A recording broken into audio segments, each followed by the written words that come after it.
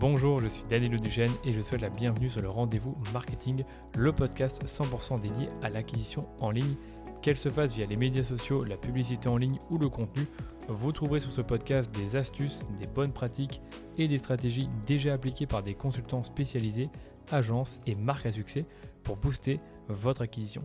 Et quant à moi, je me charge de tout dégrossir avec mes invités ou en solo afin que vous puissiez mettre en pratique ces conseils et ces stratégies dans votre business. Mais attention, dans le digital, ce qui était vrai aujourd'hui ne le sera peut-être plus demain, alors abonnez-vous à ce podcast pour rester constamment à jour. Ce podcast est rendu possible par DHS et Digital, l'agence Social Ads experte en publicité Facebook que j'ai lancée pour accompagner les marques, jeunes ou établies, à accélérer leur croissance.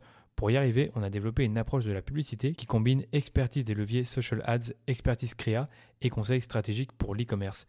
Et si vous cherchez justement à diminuer vos coûts d'acquisition ou scaler vos campagnes, je vous donne rendez-vous sur dhsdigital.eu pour m'en dire plus sur votre business. Bon épisode. Je vous retrouve aujourd'hui pour la deuxième partie de mon épisode de podcast sur le Community Led Growth avec Benoît Châtelier, CEO et fondateur de Melting Spot, qui est une plateforme tout en un pour héberger une communauté. Comme vous le savez sûrement, si vous avez écouté la première partie de cet épisode, Benoît était mon premier patron à l'époque où il dirigeait Ubico. Et depuis 2020, il a créé une nouvelle startup pour aider les entreprises à animer et fédérer des communautés. Il nous a d'ailleurs expliqué la semaine dernière ce qu'est une communauté, à quoi ça sert, quels sont les avantages pour les entreprises et pourquoi les communautés sont devenues un véritable levier de croissance et de rétention pour les entreprises au fil des années. Dans la deuxième partie de cet épisode que je vous partage aujourd'hui, on va maintenant se focaliser sur la partie pratique, c'est-à-dire comment créer une communauté, donc définir son identité, clarifier les objectifs de la communauté, aller chercher ses premiers membres et réfléchir au parcours d'onboarding. Comment fédérer et animer une communauté, ça c'est le deuxième point. Troisième point, quels sont pour Benoît les meilleurs canaux d'acquisition pour développer une communauté? Et enfin, où héberger cette communauté? Benoît nous partage les différentes solutions qui existent aujourd'hui, comme les groupes Facebook, Slack, Discord, mais comme il nous l'explique, c'est pas du tout parfait, et c'est pour ça qu'il a fondé Melting Spot. Et bonne nouvelle, Benoît nous a partagé un petit code promo de 20% qui s'appelle Danilo Friends et que vous retrouverez dans les notes de l'épisode. Et ce code promo, vous pouvez l'utiliser à tout moment si vous souhaitez devenir utilisateur de Melting Spot. Voilà pour le programme, je vous laisse maintenant écouter la suite de ma conversation avec Benoît Châtelier. C'est parti. La deuxième question du podcast, c'était qu'est-ce que le Community Led Growth finalement? Parce qu'on a parlé de qu'est-ce qu'une communauté, à quoi ça sert, quels sont les avantages. Maintenant, aujourd'hui, comment tu vas utiliser ta communauté pour grossir, donc qui est la définition du Community Led Growth. Ouais.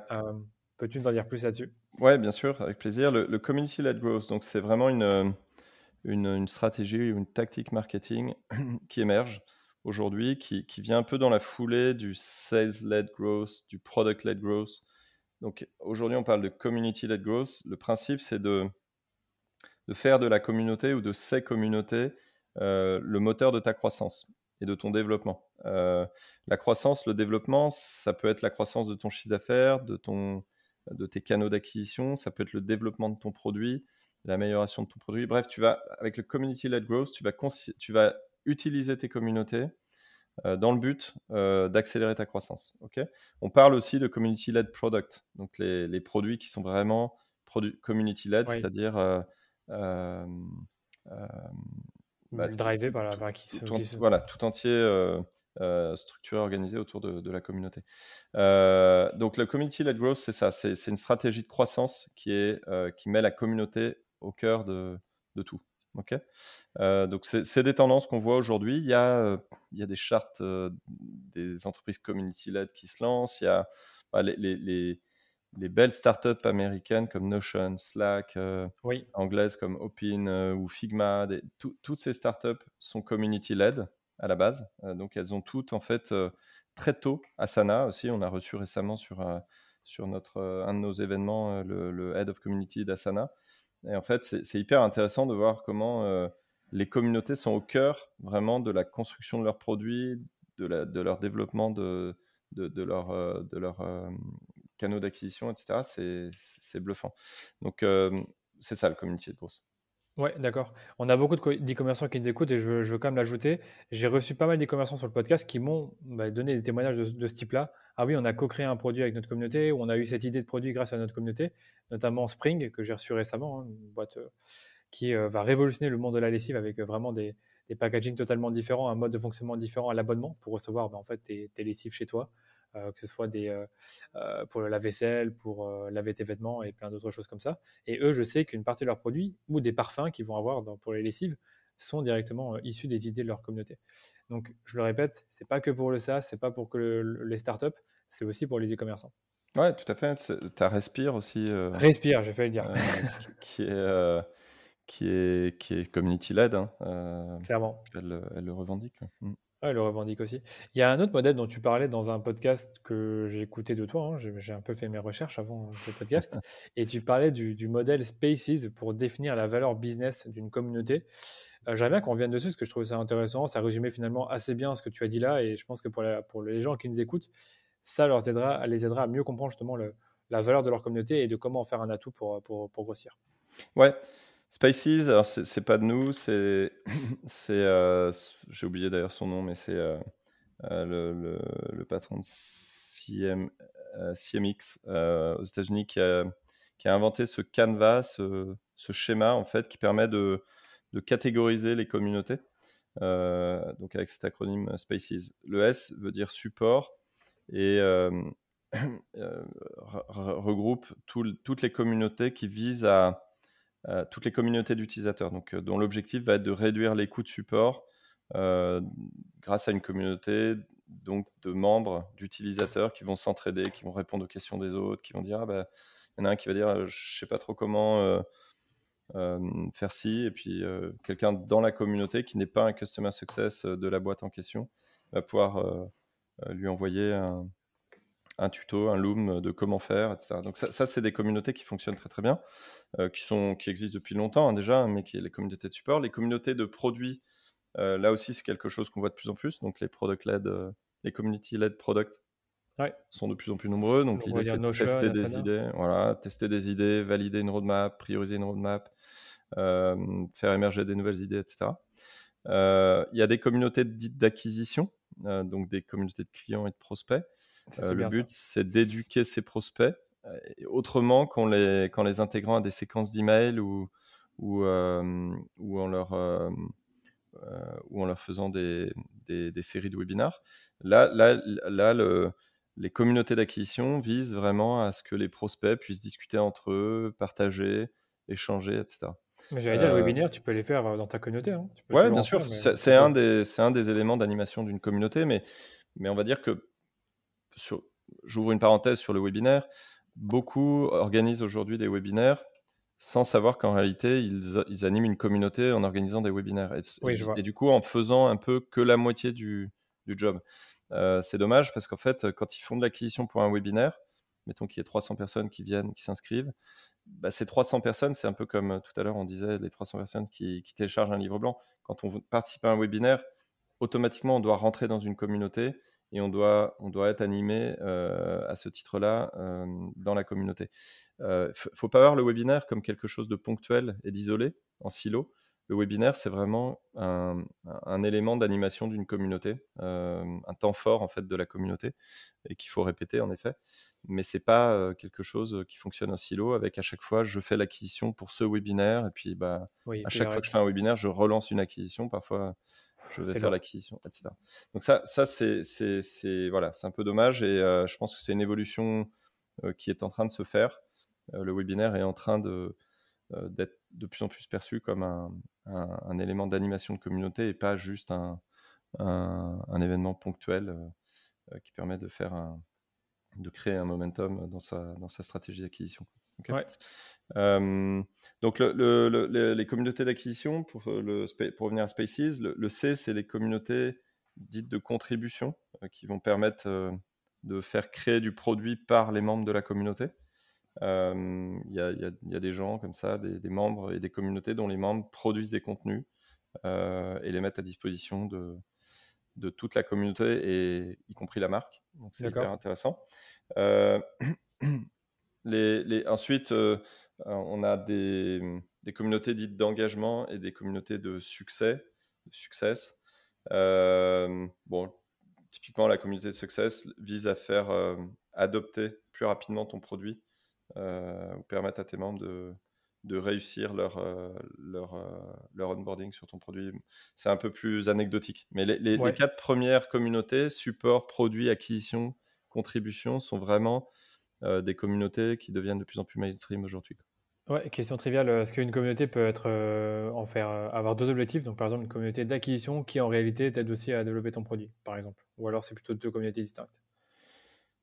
Pour moi, c'est deux communautés distinctes. C'est Ok. compliqué d'avoir un double objectif au sein d'une communauté. Je Ouais, c'est pense bien de que le tu dire. auras une communauté d'utilisateurs dont le but va être de faire du feedback et de te soumettre des nouvelles idées pour alimenter ta roadmap. Et tu auras une communauté de prospects euh, avec un objectif qui est de faire de l'éducation sur ton produit, sur ton Ouais. marché, et un but indirect, ou plus moyen terme, qui est de faire de la conversion. Ouais, c'est clair, merci. J'avais juste un doute là-dessus, donc tu fais bien de clarifier. Avant de passer à la partie vraiment pratique sur comment tu crées une communauté, je veux revenir sur un point qu'on a un peu abordé, c'est l'email. Donc tu as l'air d'être moins à l'aise avec l'email et de penser finalement qu'il y a moins de délivrabilité et qu'il y a moins d'intérêt à avoir, on va dire, à faire de l'acquisition par email. Est-ce que tu peux nous en dire plus Ouais. sur ça et en quoi c'est plus intéressant d'avoir peut-être une communauté aujourd'hui, ou en tout cas tout aussi intéressant? Alors, je dirais pas que c'est l'un ou l'autre, hein, je pense qu'il faut Oui, faire les deux. bien sûr. Je crache pas sur l'email. Je pense que l'email, quand c'est bien fait, ça continue de fonctionner. Des campagnes d'email, les séquences de nurturing par email, c'est des choses qui peuvent très bien marcher, à condition là aussi qu'on délivre via l'email une vraie valeur à celui qui est supposé lire l'email. Là où je trouve que ça devient un peu plus compliqué aujourd'hui qu'il y a par exemple 10 ans, c'est que la délivrabilité des emails et la lecture des emails est devenue de plus en plus aléatoire. On a des taux de délivrabilité qui baissent en Oui, c'est moyenne, hein, clair. c'est pas chez nous, c'est en moyenne. Et Google, en particulier Gmail, a fait un joli travail de Oui, ce point de vue-là. Alors, tant mieux, hein, j'ai envie de dire, au moins on est moins spammé, mais ça rend l'email moins efficace, je trouve. je trouve. Euh, et ça veut pas dire qu'encore une fois qu'il ne faut pas le faire. Je pense qu'il faut le faire, mais il faut avoir conscience que les résultats de ces campagnes peuvent être aujourd'hui moins bons qu'il y a 10 ans. Voilà. Ils peuvent encore baisser.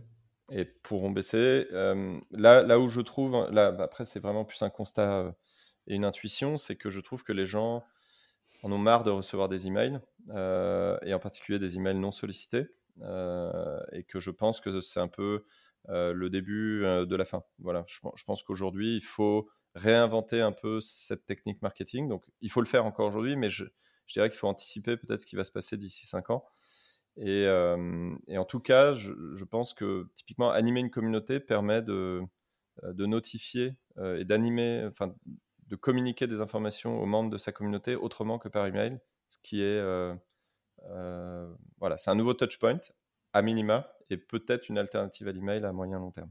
Ouais, c'est vraiment de ça dont je voulais parler, c'est que j'ai aussi l'impression que le modèle d'email marketing du type je t'envoie un email soi-disant personnalisé qui a l'air d'être juste pour toi commence à s'essouffler. Moi, je le vois, ça fait quand même 5 ans que j'anime une newsletter, donc tu vois, j'ai quand même de l'expérience. Je vois qu'avant, j'avais beaucoup plus d'interactions, beaucoup plus d'ouverture, beaucoup plus de clics dans ma newsletter. Je vois aussi que les funnels que je mettais en place pour mettre en avant mon agence ou mes formations en ligne marchaient mieux que maintenant.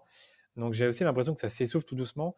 Et je pense que c'est un truc que je sais pas si tu l'as forcément dit, c'est qu'en gros, les gens veulent communiquer, avoir directement accès à leur expert ou leur marque favorite et pouvoir discuter avec les personnes qui sont derrière cette organisation-là. Et c'est là que les communautés entrent en jeu, alors que malheureusement, l'email marketing, bah, comme c'est un email qui est envoyé via un autorépondeur à 20 000 personnes, par exemple, bah, quand tu réponds, tu ne sais pas à qui tu as affaire, simplement. Donc ça, c'est Tout mon à avis. fait. Non, bah, je suis 100% aligné avec toi. Ok. Je- ouais, alors, il y a une autre raison, je pense aussi au fait que l'email enfin, l'email marketing a une efficacité moindre ou déclinante. C'est que mon analyse, c'est que les messages un peu self-serving des marques, c'est-à-dire que les marques qui parlent de manière descendante à leurs clients ou à leurs prospects, le message a de moins en moins de grippe, de moins en moins d'impact. Là où, en revanche, aujourd'hui, un message a de l'impact, c'est quand il vient de la communauté. C'est-à-dire que, bon, c'est toute la tendance des reviews, etc., qui existe maintenant depuis longtemps. Mais aujourd'hui, euh, si, euh, si toi, Danilo, tu me dis que ton produit est le meilleur, euh, Bon, pourquoi pas, enfin, ça peut m'intéresser si vraiment c'est pile poil le truc que je cherche et c'est mon sujet du moment, ma Ouais. priorité du moment. Je vais lire ton mail et je vais peut-être demander un rendez-vous ou faire un sign-up. Par contre, si c'est quelqu'un d'autre qui utilise ou 2-3 personnes qui utilisent ton produit, qui me disent: «Franchement, on utilise le produit de Danilo, c'est vraiment génial, tu devrais regarder et tout», bah, ça va avoir vraiment de l'impact et ça va piquer ma curiosité, je vais aller voir. Donc Ouais. voilà, ça c'est une autre raison pour laquelle je trouve que les emails marketing sont en perte de vitesse, c'est que, aujourd'hui, on n'attend pas des messages des marques, on attend des messages plutôt de leurs clients, de leurs utilisateurs et c'est ça qui va nous convaincre. Ouais, bah, ça rejoint justement des conversations que j'ai avec beaucoup de marketeurs et agences, c'est que le contenu qui fonctionne souvent très bien en publicité, c'est du contenu UGC, donc du contenu qui provient des utilisateurs et qu'on met ensuite en avant en publicité. Donc la communauté te permet de générer du contenu UGC, C'est ça. soit des commentaires, des messages, des discussions, même demander des vidéos, des lives, beaucoup de choses intéressantes qu'on peut faire. Donc franchement, là déjà là, on a quasiment 1 heure de podcast. Je suis hyper convaincu de développer la mienne comme j'étais déjà un tout petit peu avant ce podcast, mais là je me dis, ça reste indispensable. Donc tes arguments sont vraiment très intéressants et la vision que tu partages ici, moi en tout cas, je suis totalement aligné avec. Et du coup, bah, on va rentrer dans vraiment la partie pratique. Il nous reste, Ouais, je dirais, 35-40 minutes pour le faire. C'est bah, pour commencer, ben, voilà, si tu veux faire de la communauté un atout pour ton business, comment tu vas créer une communauté? C'est-à-dire, quelle identité tu vas lui donner, est-ce que tu vas faire une communauté d'intérêt ou autour de ta marque ou autour d'un autre objectif? Qui vont être les ambassadeurs? Enfin, toutes ces choses-là dont on a un peu discuté. Est-ce que tu ouais. peux nous donner peut-être step by step, ou en tout cas un petit Ouais, résumé de qu'est-ce qu'on doit faire pour commencer? il y a probablement quelques étapes à respecter. Voilà. Heu, alors il y a il y a des méthodos qui sont toutes faites, des playbooks, que, nous aussi on a contribué à rédiger ou qu'on a rédigé. Mais il y a quelques étapes a priori incontournables. La première, en effet, c'est de définir l'identité et dans cette identité, la mission de ta communauté. Pourquoi est-ce que tu crées cette communauté? C'est fondamental. Voilà, ça c'est indispensable, c'est la première chose à faire. Deuxième étape, tu vas définir les objectifs que tu te fixes avec cette communauté. Est-ce que c'est des objectifs de notoriété, d'acquisition, de rétention, de développement de produits, d'innovation, euh, de réduction de la pression sur les équipes support? Bref, tu vas devoir définir un ou deux objectifs pour cette communauté. Un, comme je le disais tout à l'heure, c'est idéal. Parfois, il peut y en avoir plusieurs, mais déjà, un objectif, c'est bien. Et puis, une fois que tu as cette identité, ces objectifs, tu vas pouvoir définir ton persona et aller chercher les premiers membres et puis tester le concept, parler avec eux, discuter, voir un peu comment. Voilà, tu vas, on va dire, un peu peaufiner les contours de ta communauté avec les premiers membres de cette communauté et avec qui tu vas vraiment devoir échanger en one-one pour comprendre quelle valeur la communauté pourrait leur apporter. Ensuite, tu vas avoir besoin d'un outil ou plusieurs outils. En tout cas, tu vas avoir besoin d'une stack pour animer cette communauté. Est-ce que tu fais ça sur une community platform? Est-ce que tu fais ça sur un forum, un Slack, une newsletter, un podcast? Bref, peu importe. La manière d'animer ta communauté, ça aussi, c'est quelque chose qui peut dépendre de la communauté. Donc, il faut qu'en fonction de la communauté que tu cherches à animer, tu te poses la question du bon média et du bon outil derrière. Et puis après, tu vas commencer à réfléchir à comment tu vas accueillir les membres au sein de cette communauté, comment tu vas les mettre en confiance pour que rapidement, bah, ils se présentent, ils commencent à poser des questions, ils commencent à échanger, etc. Ouais, Ça c'est, on va dire, les étapes qui te permettent de lancer ta communauté et qu'il faut suivre. d'accord. Mais c'est très clair. Il y a peut-être, pour la partie stack d'outils, rassurez-vous, encore une fois, on reviendra sur les différents outils qu'on peut utiliser, dont celui de Bedan, on va pas se le cacher. Enfin, moi, je le trouve hyper intéressant pour l'avoir vu. J'ai oublié la partie nom. Est-ce que c'est un truc qui est indispensable de directement trouver un nom, la communauté Bah, je trouve que c'est bien parce que ça permet aux gens de s'identifier et de s'approprier en fait cette communauté. Je suis Oui, membre de telle communauté. Il y en a même aujourd'hui, tu le oui, vois hein, voilà. sur leur profil LinkedIn, ils mettent membre de la communauté Je sais pas. des entreprises à mission, Ah membre de oui, CFO Connect, etc. Donc c'est ça. Enfin, même pour un membre, c'est important qu'il puisse s'identifier et s'approprier sa communauté parce que c'est sa communauté qu'il puisse communiquer dessus, dire qu'il en est membre, qu'il en soit fier, etc. Donc, c'est mieux qu'il y ait qu'il y ait un nom. Après, au moment de choisir ce nom-là, la question se pose de le faire vraiment en marque blanche ou grise ou reprendre la marque de l'entreprise qui Oui, en est à je vois. l'initiative. Euh, une communauté d'utilisateurs dont le but est de collecter du feedback sur un produit, c'est pas du tout gênant que la communauté porte le nom du De la produit ou de marque. ou de Ouais. l'entreprise. Une communauté d'intérêt, ça marche pas. Je vais prendre un exemple. Spendesk, qui est pour moi le plus bel exemple, et bravo à eux, de community-led growth, de stratégie community-led growth réussie en Europe aujourd'hui. Ils ont lancé une communauté en 2018 qui s'appelle CFO Connect. Donc aujourd'hui, c'est 6000 CFO, donc directeurs financiers, qui sont membres de cette communauté en Europe et qui discutent, qui échangent, qui font des événements, des lives, des webinaires, etc. Et le rôle de Spendesk est d'animer cette communauté. Ils ne l'ont pas appelé Spendesk Community, ils l'ont appelé CFO Connect, et volontairement, parce que le but de Spendesk, et certainement, alors je m'avance un peu, mais j'imagine que leur but c'est de trouver des nouveaux clients, hein, Oui, mais le but de cette communauté n'est pas de trouver des nouveaux clients. Le but de cette communauté est vraiment de résoudre les problématiques des CFO, de leur apporter du contenu, de les former, de les aider, dans un but donc indirect qui est de potentiellement leur vendre la solution Spendesk. Mais à aucun moment, je pense que dans CFO Connect, Spendesk se permet de dire les gars, vous connaissez Spendesk machin. Non, c'est pas le but de CFO d'accord, ouais. Connect. Ouais, je CFO comprends. Connect, c'est une communauté apprenante pour les CFO. Powered by Spendesk. Donc, bon, j'imagine qu'ils se mettent un peu en avant.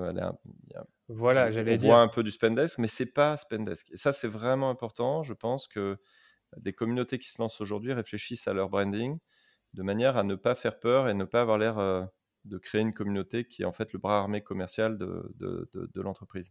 Ah, c'est marrant parce que j'avais cette vision-là. Je me disais, bah, tiens, si je fais ma communauté, il y aura les mêmes couleurs que ceux de mon site. Il y aura, je sais pas, la Ça peut communauté être un des. rappel, tu vois, ça peut être un Ouais, rappel. Les couleurs, c'est pas grave. ok. Mais ce qui serait dommage, c'est que ça s'appelle euh, DHS Community, Oui, je vois peut-être. ce que tu veux dire, mais imagine si je Et dis la communauté des social ads marketeurs by DHS Digital, par exemple. Est-ce ça que ça fait marche. sens? Ça marche Ouais, quand même. ça peut marcher, D'accord. bien sûr. Ouais, Bien sûr, d'autant que, enfin, je pense que les membres de ces communautés ne sont pas dupes, ils ils savent sont pas qu'il dupes. y a Ouais, il y a un objectif commercial, mais l'objectif premier est vraiment de donner accès à du contenu, de donner, d'accord? C'est vraiment cette stratégie marketing un peu nouvelle qui est de donner pour recevoir, d'accord? Il faut bien sûr, accepter ouais. de donner et prendre le temps de donner pour pouvoir recevoir 10 fois plus en retour. En fait, c'est ça le principe de base du community de growth, c'est de dire, on va donner à cette communauté, on va lui donner du contenu. Alors, parfois payant, hein, on en a parlé Ah tout à oui, l'heure, une on en parlera communauté après. peut être payante. Ouais, Tu n'es pas obligé de tout faire, enfin, tout donner gratuitement, mais tu vas réellement construire ce qu'on appelle la confiance, le trust, sur la base de ces contenus, de cette communauté. d'accord. Et à un moment, assez naturellement, les gens, quand ils vont avoir besoin, si d'ailleurs ils ont besoin, parce que si ça se trouve, ils n'ont pas besoin de tes services, mais s'ils ont besoin d'un service comme le tien, ils viendront chez toi, parce qu'ils ont confiance en toi. Ça fait 1 an, 2 ans, 6 mois, 3 ans Oui, c'est qu'ils vrai. sont dans ta communauté, qu'ils voient ce que tu fais, la qualité de ce que tu produis. T'inquiète pas que le jour où ils vont chercher, ce qui concerne toi, ton activité, ils vont chercher une agence, ils vont pas aller en chercher une autre. Ils en ont une dont ils savent qu'elle est de qualité, qui produit du super contenu, qui les a aidés sans cesse depuis X mois ou X années. Le jour où ils ont besoin d'une agence, ils viennent chez toi. Ouais, tout à Et fait. C'est très c'est bien. ça le pari que tu fais. Et c'est ce que Spendesk a démontré, puisque nous, pareil, on avait accueilli la personne lors d'un podcast, on avait accueilli la personne qui avait monté cette communauté. Elle nous avait dit, en moyenne, le cycle de vente sur un membre de la communauté est 3 fois plus rapide que le cycle de vente sur un prospect inbound classique. D'accord, ouais. Ok. Donc, en gros, tu as 3 fois plus de chances de convertir un membre d'une communauté qu'un prospect qui viendrait d'un livre blanc ou d'une campagne euh, Ça, lambda. Ok. c'est une bonne statistique à garder en tête. Mais oui, je pense que. Mais elle est normale, c'est parce qu'en fait, après, ça nécessite du travail, hein, donc Ah oui, c'est comme tout, ça se fait pas en un claquement de doigts. Mais c'est vrai que la communauté crée la confiance facilite la conversion, en gros. totalement, ouais. Totalement. Et sans oublier tous les bénéfices, la communauté finit par vivre d'elle-même, ou elle grossit de manière organique. On n'en a pas beaucoup parlé, mais évidemment, plus il y a de membres, plus on a des gens qui en parlent autour d'eux, donc plus il y a des gens qui la rejoignent. On appelle ça des boucles je sais plus comment, de boucle de croissance, un truc comme ça. J'en parlais avec un des invités il y a quelques temps. Donc ça, Ouais, c'est très bien dit ce qu'il m'avait dit à cette époque-là. Euh, et j'allais dire, du coup, c'est quoi les bonnes pratiques pour animer et fédérer cette communauté une fois qu'elle est à l'intérieur? Je pense que une pratique à éviter, c'est de se promouvoir tout le temps, ça on l'a dit. voilà. Mais est-ce qu'il y a... L'autopromotion est à bannir. Bien C'est sûr, tout à fait. tentant, hein, c'est tentant. C'est tentant. Nous, on le fait, on l'a fait, c'est des erreurs. On essaye de revenir dessus, de gommer ça. Donc ça, je pense que c'est un premier conseil, c'est pas d'autopromotion, vraiment la ligne rouge. Euh, Ça me semble important de créer un espace où la communauté va se sentir à l'aise chez elle, à l'abri un peu du bruit, euh, cut the noise, quoi. Ok. Oui, les publicités, les emails. Voilà, un endroit où vraiment elles se sentent en confiance. Donc un outil ou un espace en tout cas où cette communauté va pouvoir échanger et qui va lui permettre de vraiment se sentir à l'aise. Euh, Nous, on considère aussi qu'il est fondamental de bien segmenter sa communauté. En réalité, une communauté, c'est pas une communauté, c'est plein de communautés. Ah, ok. Euh, Tu vas avoir dans une communauté des gens qui sont intéressés par... voilà, je prends un exemple farfelu, mais pour que tout le monde comprenne bien. Une communauté de, de, de mangeurs de fruits. Ok. Allez, vraiment, je t'ai dit, ça allait être débile. Ah ouais. Voilà, on est dedans. Donc, tu crées une communauté sur voilà, les mangeurs de fruits. Bah, au sein de cette communauté, il y a ceux qui aiment les kiwis, il y a ceux qui aiment les bananes, ceux qui aiment les abricots et ceux qui aiment les fraises. Ok. Si tu envoies à toute ta communauté un contenu sur les bananes, alors que tu sais que certains te disent depuis le début que ce qui les intéresse, c'est les kiwis, tu les spams. Oui. D'accord. C'est un peu le problème des réseaux sociaux, pour être honnête actuellement, c'est qu'en fait, on n'a pas vraiment de possibilité de ciblage. C'est important que, quel que soit l'outil que tu utilises demain pour animer une communauté, tu aies cette capacité à créer, à segmenter ta communauté. Donc déjà, à bien comprendre ce que vient faire chaque membre au sein de cette communauté. Donc là, il y a des outils qui permettent de poser des questions, que ce soit des formulaires, des Oui. typeforms, il y a des community platforms comme la nôtre qui permettent de configurer des formulaires à l'inscription pour que le membre réponde à quelques questions et que du coup, automatiquement, il soit mis dans des cases ou dans des groupes, dans des sous-groupes, etc. Et ça, c'est vraiment important de prendre le temps de segmenter sa communauté pour ensuite, et deuxième point très important, envoyer du contenu euh, vraiment pertinent. Donc, s'interdire là aussi d'arroser toute ta communauté avec le même contenu. Non, tu envoies du contenu qui intéresse les gens parce que tu as segmenté ta communauté et que tu sais qui est intéressé par quoi. Alors, il peut y avoir un contenu qui intéresse tout le monde, pourquoi pas, mais je pense qu'il y aura surtout des contenus qui intéresseront certains groupes dans ta communauté. Je ne sais pas si tu fais un webinaire la semaine prochaine sur Facebook. Oui. Bah, il y a peut-être dans ta communauté des gens qui t'auront dit, moi, Facebook, je m'en fous, je suis pas dessus, j'adore Instagram ou TikTok. Et du coup, pousse-moi du contenu sur TikTok, mais pas Facebook, ça m'intéresse pas Facebook. Et l'inverse est vrai, ça pourrait être d'autres qui diraient, TikTok, j'ai pas encore mis les pieds là-dessus, donc moi, ce qui m'intéresse, c'est Facebook ou LinkedIn. D'accord. Et du coup, si ces gens-là, tu leur balances du contenu alors qu'ils t'ont dit qu'a priori, ils n'étaient pas intéressés par ce que tu l'envoies, c'est pareil, ça va les désengager. Ok. Donc, le contenu pertinent, c'est autre chose. Nous, on pense que pour fédérer, animer une communauté, il faut utiliser la vidéo à fond. Oui. Aujourd'hui, c'est un média qui est très sollicité, très demandé. Les gens aiment bien regarder des présentations produits, des live podcasts, etc. Donc la vidéo, c'est intéressant d'utiliser cet outil pour animer sa communauté, organiser des conférences, des webinaires, des ateliers, des témoignages clients, etc. N'hésitez pas à le faire avec la vidéo. Euh, Pourquoi? Parce qu'en fait, la vidéo a un intérêt, comme le podcast d'ailleurs, hein. Je dis la vidéo, mais c'est la vidéo et ou l'audio. Euh, la vidéo permet d'être vue en live, mais d'être revue en replay ou réécoutée en replay. Et là, c'est hyper puissant parce que quelqu'un qui rate un webinaire ou une démo produit le lundi à 17h, il peut très bien regarder la même démo produit tranquillement chez lui le samedi matin, assis dans son canapé, parce qu'il sait où retrouver le contenu.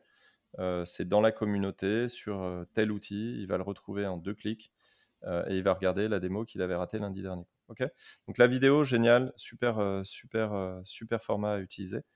Et puis, on dit souvent qu'il faut chouchouter un peu ses fans ou ses ambassadeurs, Oui, parce que c'est eux qui vont commencer à animer la communauté et créer les premiers UCG, les premiers UGC, pardon, User Generated Content. Donc eux, bah, il faut les identifier, ensuite il faut vraiment les chouchouter, les remercier, etc. d'accord, je comprends. Ouais, c'est ça, tu Ok. peux les inviter à des événements spéciaux ou directement les prendre en one-to-one. C'est ça. J'allais dire, ouais, pour tout ce qui est segmentation de la communauté, c'est clair que sur un groupe Facebook, c'est compliqué de segmenter. Donc, tu as des outils, justement, qui ont été très appréciés, enfin, qui sont très appréciés actuellement pour les communautés, c'est Slack, Discord, parce qu'on peut faire des channels. Donc, des channels sur, Ouais. justement, les bananes, les poires, etc. Voice Donc, channels, des message channels, ouais, exactement. voilà. Et ça, c'est intéressant. C'est ça que j'aime bien. Euh, ok, bah écoute, je vois que l'heure tourne et j'ai encore quelques questions pour toi, donc je vais essayer de faire vite, parce qu'il nous reste une grosse Moi vingtaine aussi, de minutes. je vais Allez, essayer de pas parler trop. non, t'inquiète, ça se passe bien, mais tu as un bon rythme.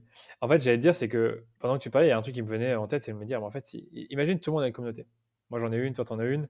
Bah, il va y avoir une sorte de surplus de communautés.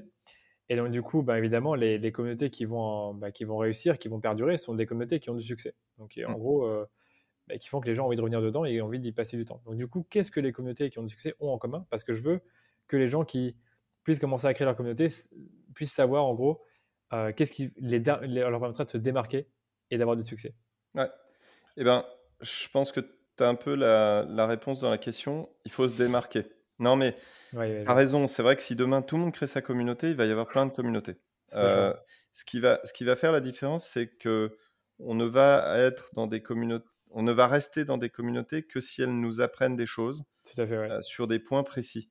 Euh, et donc, plus on va se démarquer, plus on va traiter un sujet précisément et on va apporter de l'expertise, plus les gens vont rester dans ces communautés ou s'intéresser à ces communautés. Donc, euh, euh, c'est en soi, c'est pas très grave qu'il y ait beaucoup de communautés demain. Il va juste falloir pouvoir identifier les communautés a priori qui nous intéressent, etc.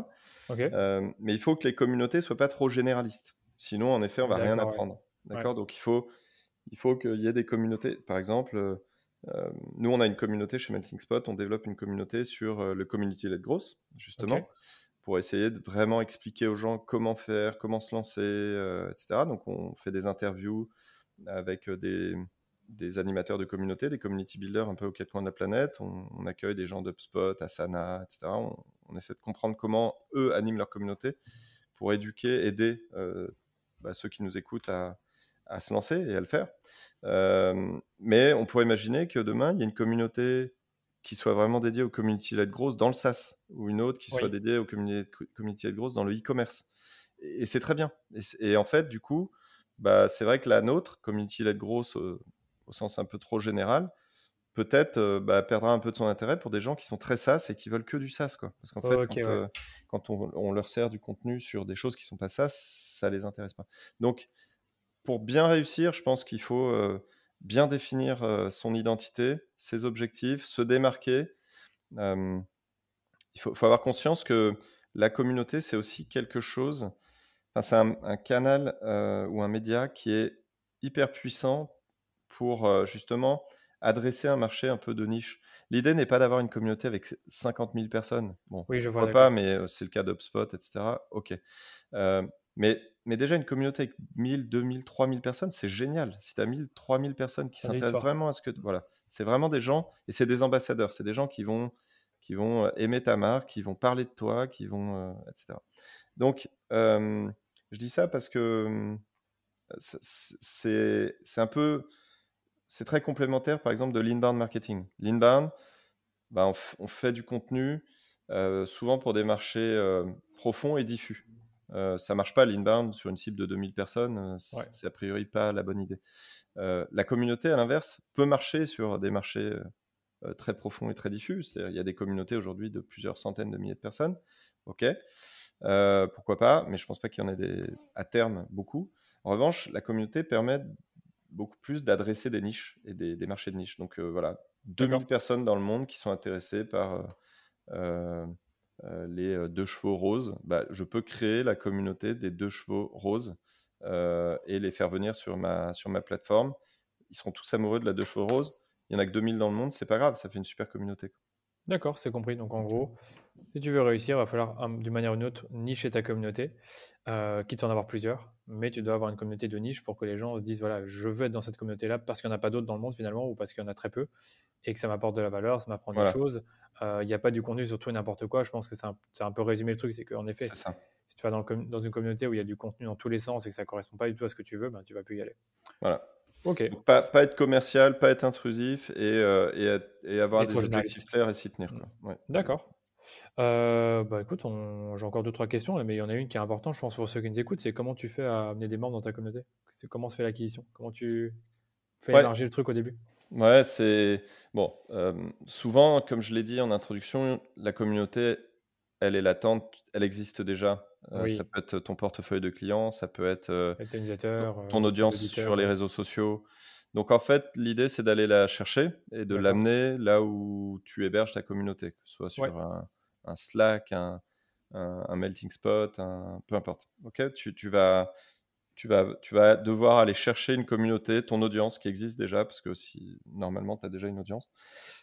Alors, donc, les réseaux sociaux, c'est une super machine pour faire de la notoriété et aller chercher des membres pour sa communauté. Les newsletters, c'est là aussi des super outils qui permettent de ouais, faire venir des gens clairement. dans ta communauté. Les livres blancs, même chose.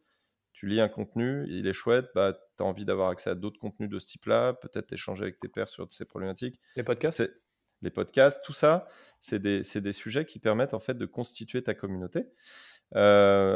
Et bah, podcast événements en fait. Le dernier sujet, c'est les événements, les webinaires, les workshops, les témoignages clients, les démos produits. Ça aussi, c'est des leviers aujourd'hui qui fonctionnent hyper bien pour acquérir des membres dans ta communauté.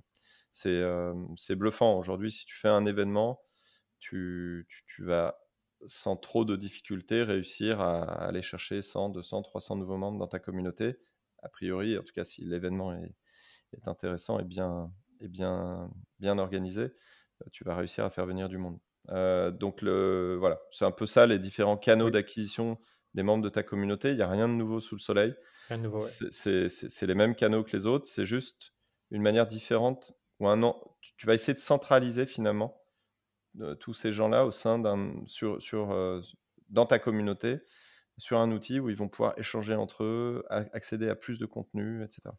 Oui, c'est ça. Donc finalement, comme pour quand tu vends un produit, un service, bah, tu vas utiliser du média, de l'email marketing, des événements, enfin, tu as tout Ouais. résumé. Donc même de la C'est- télé, c'est- si un jour tu passes en TV, tiens, j'ai une communauté, rejoignez-la, pourquoi pas. C'est vrai, c'est juste un Exactement. lien, tu l'argent. En fait, aujourd'hui, depuis des années, tous ces canaux là dont on parle, que ce soit le podcast, la pub, etc., ça fait venir les gens dans un CRM.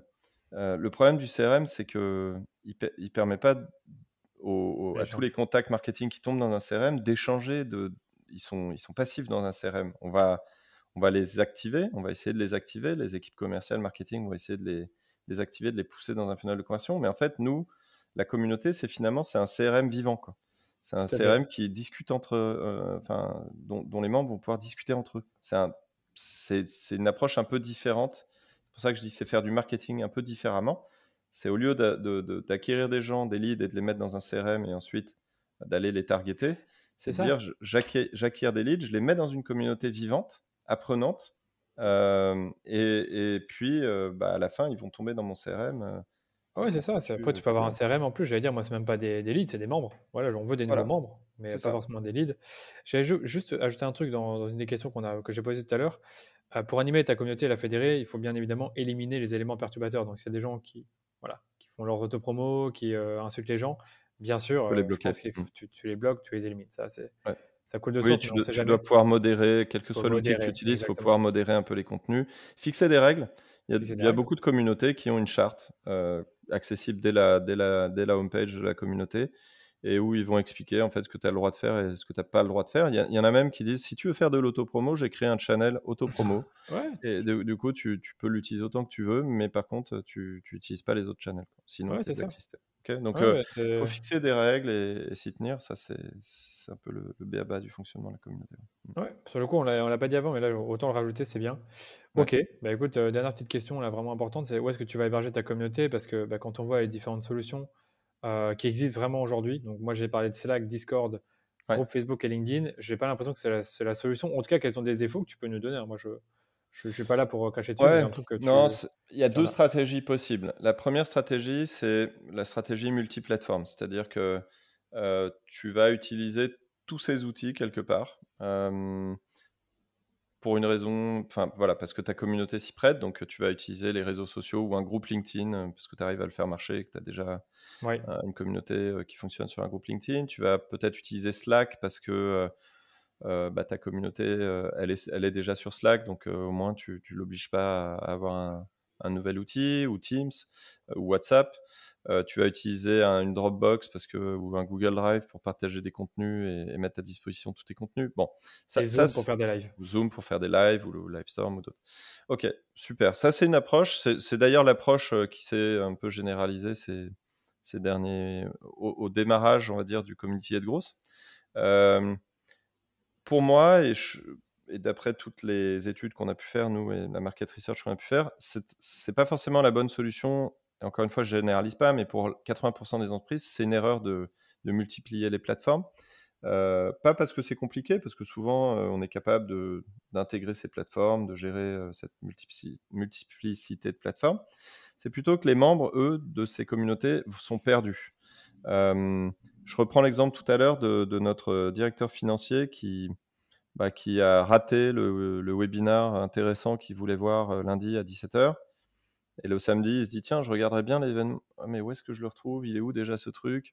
Et en fait, en 10 secondes dans sa tête, il a réglé le sujet. Il ne sait pas où trouver le replay, donc il l'oublie, quoi. Donc, voilà, Ouais. c'est compliqué, il n'y va pas. Ça crée de la friction, et cette friction crée un défaut d'engagement dans ta communauté. Donc nous, notre conviction profonde, et c'est la raison pour laquelle on a développé Melting Spot, et que d'autres d'ailleurs développent des community platforms, c'est que pour éviter cette friction du côté des membres, c'est important d'avoir une plateforme qui, à minima, réunisse la vidéo, les discussions et les bibliothèques de contenu Ouais. au même endroit, pour éviter de balader quelque part ces membres d'une plateforme à l'autre et donc de les perdre en route. Ok, donc il y a deux approches. Je dis pas que la community platform est adaptée pour tous les cas. Peut-être que dans certains cas, la multitude de plateformes a du sens, et pourquoi pas. Mais je pense que pour la grande majorité des entreprises, avoir une community platform sur laquelle héberger sa communauté, organiser ses lives, centraliser ses replays, mettre à disposition les livres blancs, les articles et organiser des channels de discussion, c'est intéressant. Ouais, Ça totalement. permettra de vraiment maximiser l'engagement des membres de la communauté, et c'est ce qu'on recherche quand on anime une communauté, quoi. C'est que les gens ne soient pas en train de se dire, attends, il faut que je me reconnecte au Slack de machin, parce que bon, moi je suis membre de pas mal de communautés Slack et objectivement j'adore Slack. Mais par contre, je trouve il y a très peu de communautés sur lesquelles je vais, parce que Slack, pour moi, c'est un Oui, outil c'est de un bordel. travail interne. Et puis, bah, quand il faut que je me reconnecte à un autre workspace bon, franchement, j'oublie, quoi. Voilà. Donc, c'est pas un réflexe. C'est peut-être, il y en a peut-être qui ont le réflexe. Moi, personnellement, je suis pas très actif dans les communautés Slack parce que justement, c'est pas fait pour ça et je les vois pas. Et, Voilà. et si on prend les groupes Facebook, parce que là, sur le coup, j'en ai un, comme je te disais, j'ai un groupe Facebook pour les membres de ma communauté payante avec la formation Facebook Ads Academy. Moi, comme je te disais, ce que j'aime pas trop, c'est qu'en fait, tu n'as pas vraiment de channel de discussion. Tu peux en effet, ça c'est vrai, faut pas le retirer, Facebook te permet de créer une sorte de rubrique dans ton groupe Facebook avec des ressources, donc qui peuvent être des Mhm. vidéos, des livres blancs, des choses comme ça. J'ai l'impression que c'est trop bien caché, tu sais pas facilement le trouver, c'est pas ergonomique simplement. Et comme je te disais aussi, le problème des groupes Facebook, là tu vas sûrement me rejoindre, c'est que si quelqu'un a posé une question il y a 6 mois et qui est super intéressante, c'est difficile de la mettre en avant. Ou alors c'est Ouais. difficile de dire à la personne, bah, tiens, il y a déjà quelqu'un qui a répondu il y a 6 mois, tu as juste à aller là, alors que dans une community platform, je pense que tu peux plus facilement la mettre en avant Ouais, et c'est la mettre dans une un sorte des enjeux d'FAQ. des community platforms, en effet, c'est de pouvoir vraiment pinguer Voilà, les pinguer. réponses pour éviter.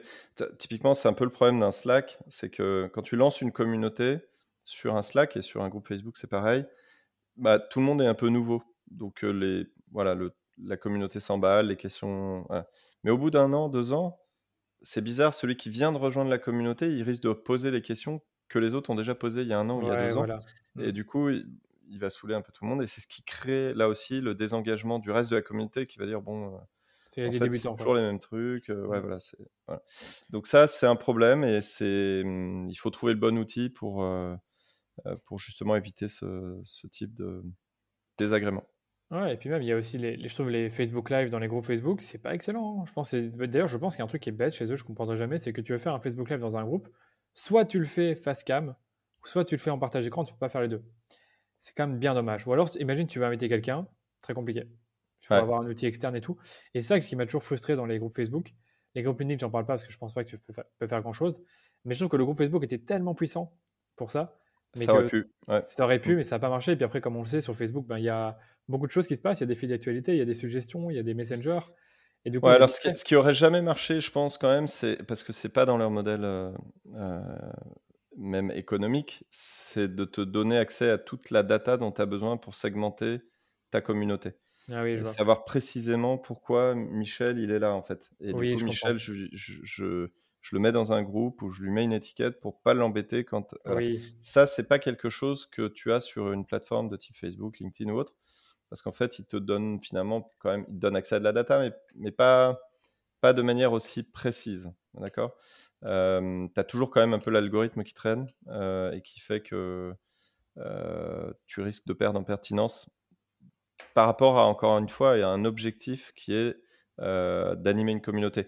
Ils sont super puissants pour pousser de la publicité aux bonnes personnes, mais ça, c'est leur métier, c'est leur modèle.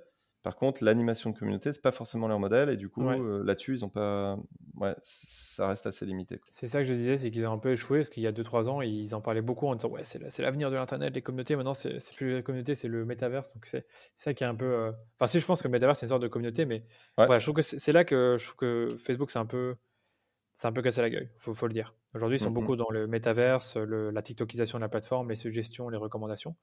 Mais bon, c'est un autre sujet. Écoute, Benoît, c'était un plaisir de t'avoir. Parce qu'on Avec on a déjà passé plaisir, quasiment 1 heure et demie ensemble, et comme je te disais, je suis vraiment pris par le timing, mais j'ai encore quelques questions à te poser, les questions de la fin. Il y en a trois, hein, ça va très vite. La première, c'est quels sont bah, finalement tes livres et ressources préférés pour les entrepreneurs, les marketeurs, les community builders que tu peux recommander. Et je te laisse d'abord répondre à ça. Ouais, alors je suis pas un grand lecteur. Je lis, comme tout le monde, de temps en temps, un bouquin d'un entrepreneur. Ouais. En plus, j'ai une très mauvaise mémoire pour tout ça, donc je vais pas Ça peut être pouvoir des te podcasts ou répondre. des chaînes YouTube, hein. Mais voilà, sur les podcasts ou sur, j'aime bien Génération Do It Yourself de Mathieu. D'accord, ouais, très bien. C'est c'est très chouette. C'est trop long, C'est honnêtement. trop long, hein. Je le dis parce que euh, Qui va c'est vrai écouter que ça? c'est compliqué de passer 2 heures et demie, parfois 3 heures à écouter un podcast. Et c'est dommage parce que c'est toujours des super invités. Donc en revanche, j'encourage les gens à l'écouter. Il y a des formats plus courts, ça se connecte. Bon voilà, je vais chercher des podcasts qui sont vraiment sur le SaaS aujourd'hui pour apprendre. Donc c'est SaaS Connect d'Alex Delivet qui est assez chouette aussi sur ces sujets très SaaS. Voilà pour ce qui est un peu des podcasts.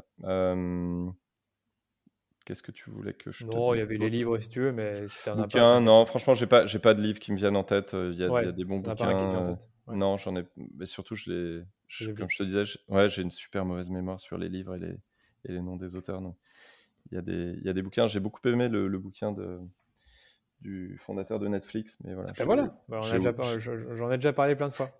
Oui, j'ai oublié, c'est j'ai oui, oublié le bah, en titre. fait je l'ai sur mon bureau. Tu parles bien dessus là, hein, de la règle, pas de règle. Exactement. Ouais, il était génial. J'en avais parlé avec Alex, ton associé et ami. Donc on avait pas de ce livre-là, il est génial. Vraiment Très super cool. livre. Non, c'est Ouais. vrai que c'est intéressant. C'est, ouais, très, Allez, très facile à lire et très, très enrichissant. mon petit commentaire, j'ai déjà fait un, mais sur un autre podcast, c'est un peu américain. Donc il y a certaines choses qui sont un peu plus difficiles à appliquer en France, en Belgique, etc. C'est Mais vrai. c'est un très très bon livre. Franchement, lisez-le. La règle, pas de règle. La culture de la réinvention, enfin bref, de Netflix. Donc pas très dur à trouver. Ok, bah, tu as peut-être plus d'idées Beaucoup de sur règles de management, beaucoup d'idées en termes de management. C'est les. vrai que c'est assez chouette de ce point de Non, vue-là. et ça vaut vraiment le coup de le lire.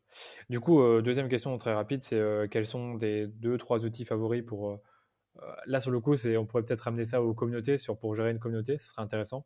Que tu pourrais nous Ouais, mais partager. je vais pas être objectif du tout. Je vais te parler de Oui, Melting Spot. Mais bien sûr, bah, pas grave.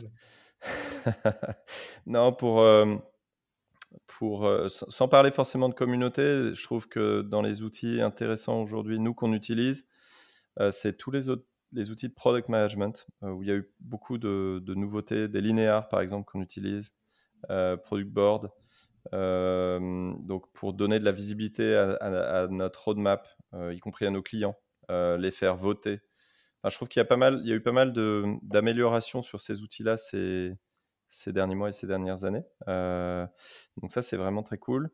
On utilise beaucoup. On aime beaucoup HubSpot. On a beau dire, et je parlais des CRM tout à l'heure, on est des gros consommateurs d'HubSpot et on aime beaucoup l'utilisation d'HubSpot. Que dire d'autre? Ouais. Et bon, Ok. pour ce qui est animé de notre communauté, honnêtement, on le fait sur notre propre plateforme et Ouais. on est plutôt content de... Où est-ce qu'on peut retrouver Melting Spot? Est-ce que tu peux nous dire comment accéder à cet outil? Ouais, meltingspot.io, donc D'accord. le site web. On peut rejoindre la communauté. Alors, vous allez voir sur le site internet meltingspot.io, dans le header, on a un petit onglet ressources avec communauté. Et là, vous allez pouvoir rejoindre la communauté dédiée au Community-led Growth.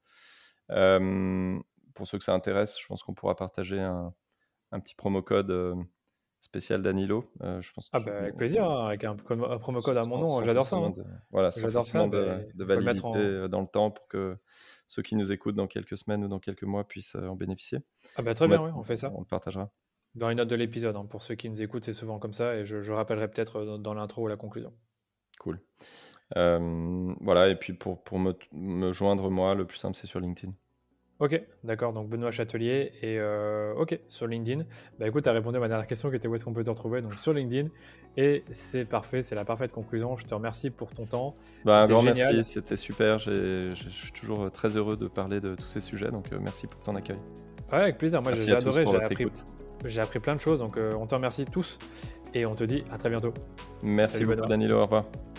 Merci d'avoir écouté l'épisode en entier. Si vous avez aimé cet épisode, vous savez ce qu'il vous reste à faire. Parlez-en autour de vous, partagez-le sur les médias sociaux en me taguant, ou encore mieux, laissez-nous une note 5 étoiles sur Apple Podcast ou sur Spotify. Ça vous prend à peine 2 minutes et ça nous permet de faire grandir la communauté autour du podcast de manière 100% organique. Allez, je vous dis à très bientôt pour un nouvel épisode du Rendez-vous Marketing.